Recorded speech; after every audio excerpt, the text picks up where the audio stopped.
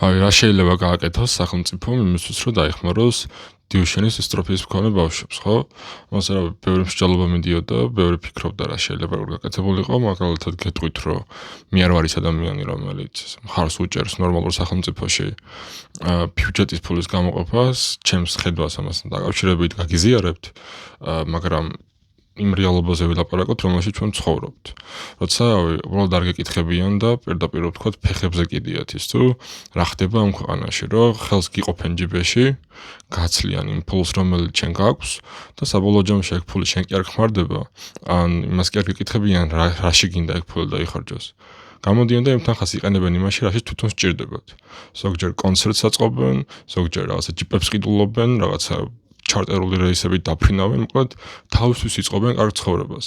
აი ამ მოცემულობაში როცა ვართ, აი წარმოუდგენელია, როგორ შეიძლება ადამიანს არ გაგიჩნდეს ეგეთი პროტესტის გრძნობა, რომ როგორ შეიძლება მშობელს არ დაეხმარო, ბავშვს არ დაეხმარო და ეგ ფული დახარჯო მაგ ყველაფერში.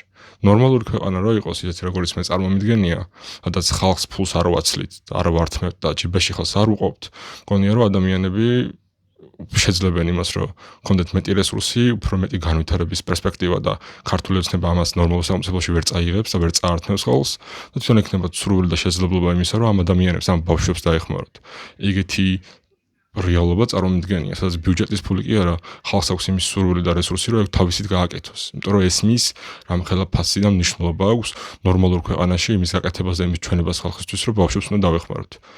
აი სახელმწიფოს როლი კი თუ როგორ წარმომიდგენია ხა კობახიძე რო გამოდის ხოლმე რავის ყოველ დღე ლაივებში და რო იწყებს ხოლმე დასავლეთის ლანძღვას, ხალხგასდების ლანძღვას, ტყუილების ლაპარაკს, აი ეგ ეთერი ეგ დრო ეგ ყველაფერი ეგ შეიძლება გამოიყენოს იმისთვის, რომ გამოვიდეს და ხალხს უთხრას, რომ მეგობრებო ორგანიზაციები რო აქვთ მშობლებს, რაღაცა ფონდები რო აქვთ მშობლებს, მოდი ყველანი ერთად დავდგეთ და დავეხმაროთ ამ ადამიანებს, იმ ბავშვებს დავეხმაროთ, რომელსაც მედიკამენტები სჭირდებათ გადარჩენისთვის. ეგ არის იდეაში ახლა რაც შეიძლება გააკეთონ, მაგალითი მისცენ ადამიანებს, რომ ერთმანეთის გვერდით დადგნენ და ახალგაზრდებს, ბავშვებს დაეხმარონ. მაგაზე მე სამ შემთხვევაში ნორმალური სახელმწიფო რო ვიყოც, ვერ გავაკეთებდით.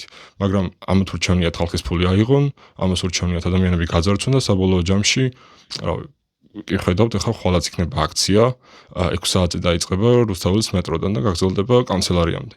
და მშობლები ისევ აგრძელებენ ყინვაში, წვიმაში, გარეთ ყოფნას და პროტესტს ერთადერთი მოთხოვნით, რომ უბრალოდ მედიკამენტები უნდათ საკუთარი შვილებისთვის. სანამ ეგ არ შეიძლება, სანამ ქართული ოცნება იქნება, ლოგიკური და ბუნებრივი იქნება, რომ ამ მშობლებს ეს ელემენტარული მოთხოვნა აქვთ, რომელიც უნდა დაგმაყოფილდეს მარტო იმ ერთი მარტივი რაღაცის გამო, რომ არის ეგ რესურსი და შეუძლიათ ეგ რესურსი თვითონ მოიკლონ და ამ შემთხვევაში რაღაც ნორმალური გააკეთონ. ის რაც ხალხს სჭირდება ეგ გააკეთონ და დაიხმარონ ამ ადამიანებს. მისცენ ის მედიკამენტი, რომელიც გამოყენებულია უკვე, ამის ინფორმაცია და მტკიცებულება არსებობს, რომ მუშაობს, არსებობენ ბავშვები, რომლებიც უკვე ცხოვრობენ ამ მედიკამენტების მიღების მერე, ამიტომ მნიშვნელოვანია ამ ადამიანების გვერდით დგომა.